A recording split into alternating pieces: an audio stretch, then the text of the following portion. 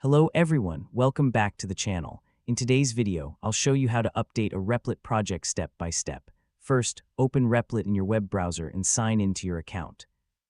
After signing in, open the project that you want to update.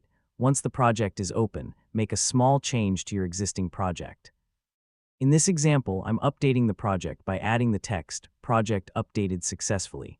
Even a small change like this counts as an update and helps keep your project current. After making your changes, click the Run button to apply the update. Wait a few seconds while Replit rebuilds and runs the project. When the project finishes running, open the preview window and confirm that your new changes are displayed correctly. If you can see the updated text, it means your project has been updated successfully.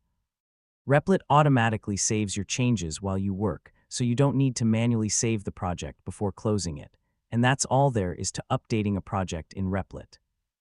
It's a quick and simple process that lets you improve your application whenever you need to make changes.